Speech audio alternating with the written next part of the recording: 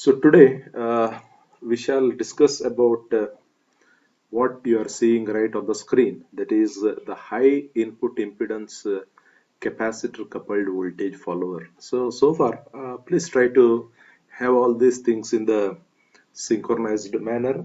We have seen, the conventional voltage follower circuit. Why the voltage follower circuits are used in the using operational amplifiers. Then after that we have seen what exactly is the meaning of the capacitor coupled voltage follower in the previous class, right? When it is required for us to connect the capacitor at the input as well as the output. That's what we have seen. Then after that we have seen one example also, the design example also for one capacitor coupled voltage follower. But there, what did we notice is the value of the input impedance, that is Z in, right? So this is equal to R1. So the value of biasing resistance, that is R1, what we call it as the biasing resistance. So this is going to be comparatively less in comparison with the desired value of the input impedance. So this is one drawback of going with the capacitor coupling, right? Whenever you connect the input capacitor, something like this, right? We need to have the biasing resistance, something like this. The remaining parts I don't want to draw. So this biasing resistance itself becomes the input impedance by virtue of the presence of this capacitor. So now, if at all I want to increase the value of the input impedance to a higher value, then I am using this particular configuration that is called as high input impedance capacitor coupled voltage follower, right? So now let me draw the diagram. How can I make this, the voltage follower high input impedance voltage follower? Please note down this circuit diagram. Again, as usual, I draw an op-amp here. Then I convert this basic op-amp into high input impedance capacitor coupled voltage follower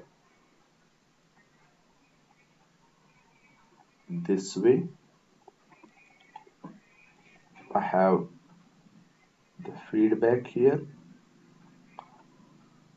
for the voltage follower circuit.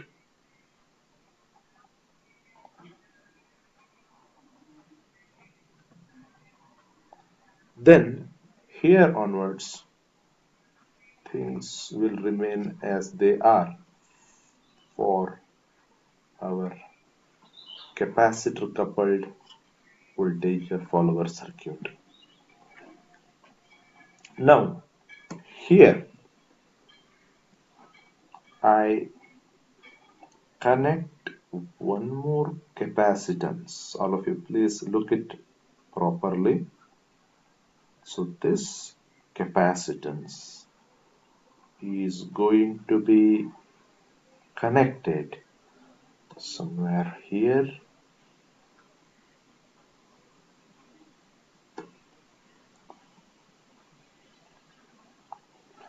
So these are the two resistances now.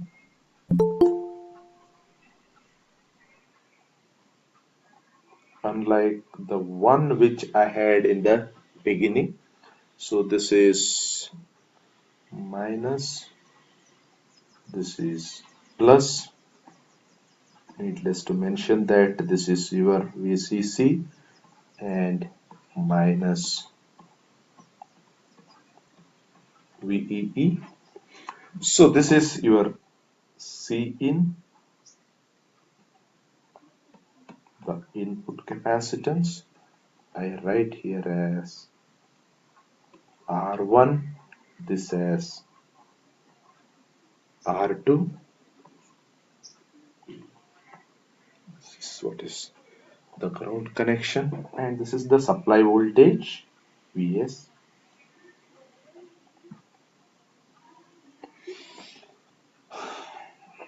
So this capacitance, I will write it as C1, this as C2, and this as C3.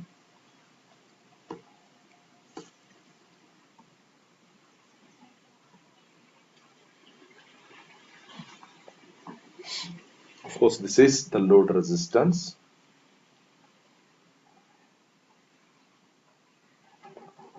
RL, something like this. And here, this is V0, the output voltage, and this voltage you can take it as VL.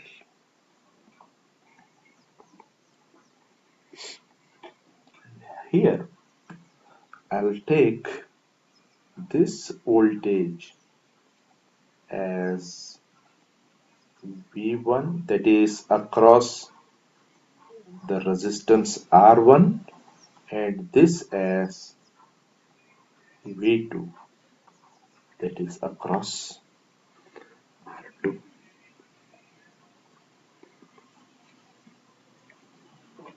I take the current I1 somewhere here, which is the biasing current now. So now, if you look at this circuit diagram, what you observe here is,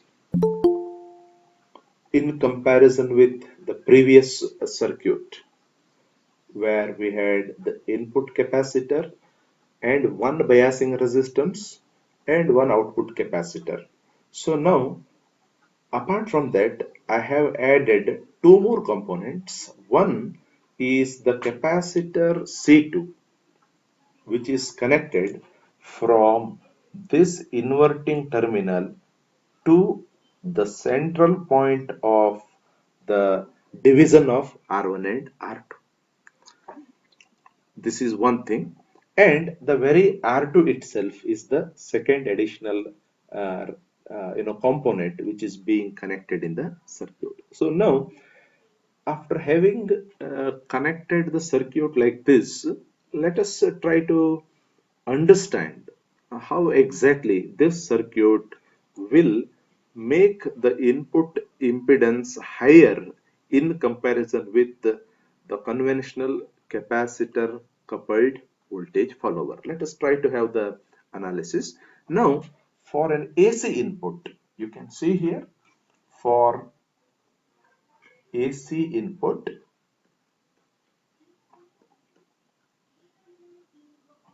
for an AC input, so your capacitor C2 acts as a short circuit because it is connected in parallel, right? So for AC input, capacitor C2 acts as short circuit.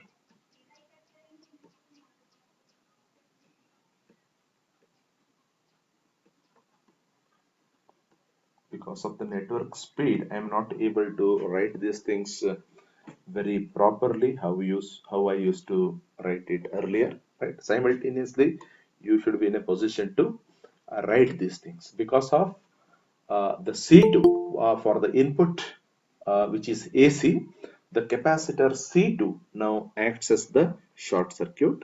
So the voltage across this leads, the voltage across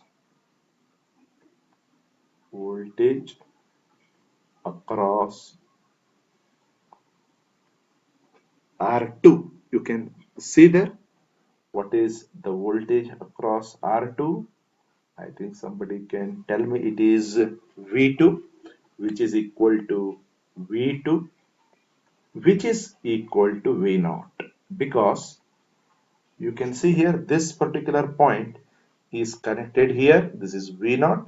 So this V0 directly appears here. So therefore your V2 is equals to V naught, right? So this is one important point to be noted. So that gives us the voltage across R1, voltage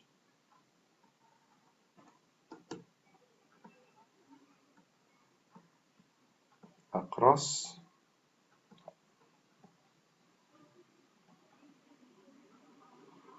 R1, the voltage across R1. So what is the voltage across R1? That is V1. V1, the voltage across R1 is equals to V1. So that is nothing but Vs minus V naught, right? So this is Vs now. Here what you are going to have is Vs, because the series connected capacitors acts as a open circuit. Whatever the voltage you are having here, the same voltage you are going to have here, right? So as per the voltage division theorem, this V1 is equals to Vs minus V naught. Vs minus V naught, right? So output voltage is V naught, and you can also write, as per our basic knowledge of operational amplifier, the output voltage V naught is equals to M. I think you can recall what I mean by M here. M into V1. M into V1, where M is the open loop gain of the operational amplifier. M is the open loop gain.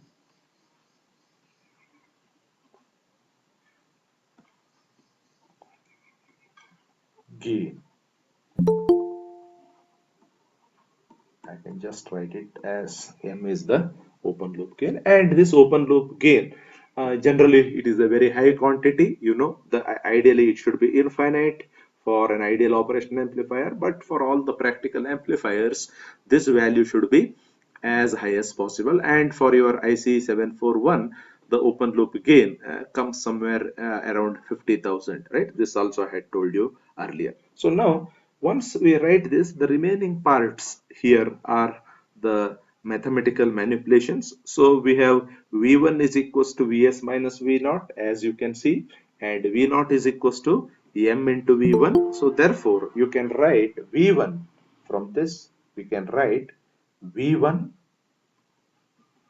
is equals to Vs minus V naught. I am replacing by M into V1.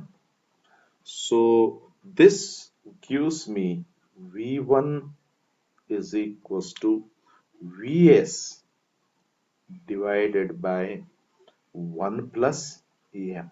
If you simplify this, you are going to get this as Vs divided by 1 plus M. Let me call this as equation number 1 here. All of you, please try to follow these things. Now, we will have to obtain the expression for the input impedance. Please remember the input impedance. So therefore, the input impedance is what you find here. It is the ratio of the input voltage divided by input current, the input impedance, right? So now if at all we want to find out the value of the input current, we should get the expression for the current through R1, right? You can show the direction of I1 in any direction, right? Either it is from this point to this point or this point to the other point. Only thing is that you will get a minus sign there, right? The quantity or the magnitude remains unchanged. So therefore, what I write now here is current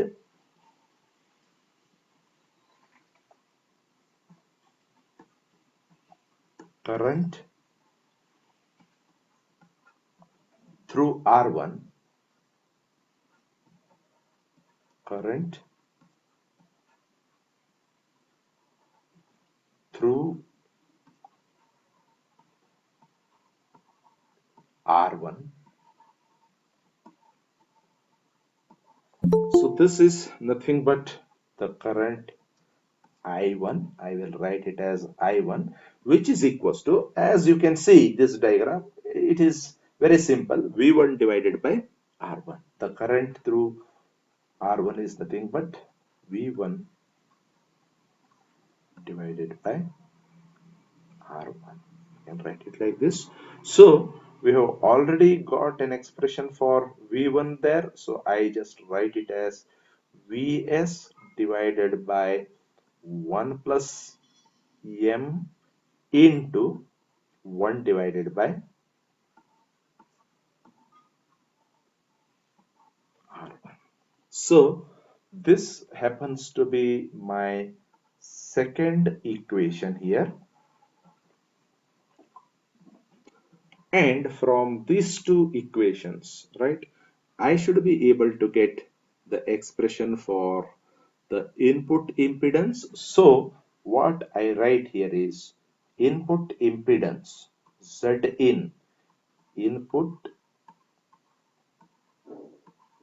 impedance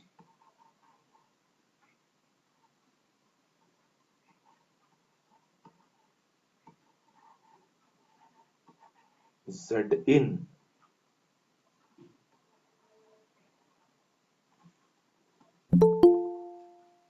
Zin is equals to the ratio of Vs divided by I1. The input voltage is Vs, the current is I1 here. So Vs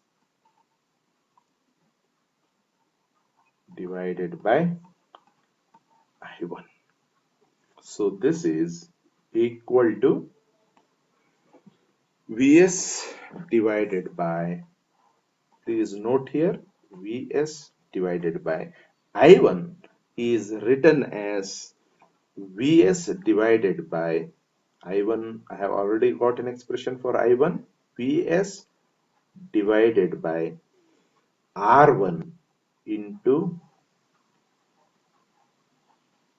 1 plus M.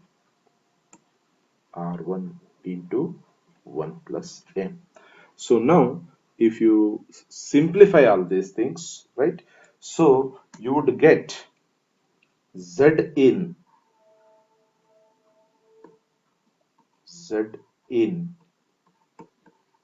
equal to, you can write down this 1 plus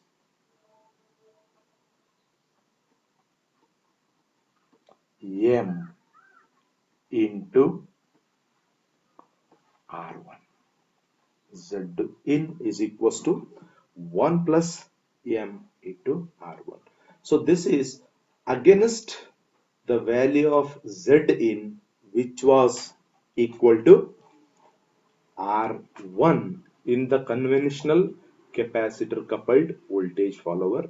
Now, by having one more capacitor connected like this and having the voltage divider bias at the inverting the non-inverting input terminal, by connecting one more resistance R2, we are going to have the value of the input impedance Zin equal to 1 plus M into R1, where your M is the open loop gain. You can definitely see here, since the value of the open loop gain is a very high quantity, obviously the input impedance of the capacitor coupled voltage follower also gets increased by a large quantity. So this is called as high input impedance capacitor coupled voltage follower. All of you must have followed this, what I have told so far. The value of M Sir, can you once decides, submit up, sir? the overall impedance now, high input impedance, capacitor coupled voltage follower. Right? Now, for this, we will have to have one design. So as we have seen in the case of you know the conventional capacitor coupled voltage follower, also we have a small design in order to get the values of the resistances, the three capacitances and all. So we will try to see how exactly this design goes.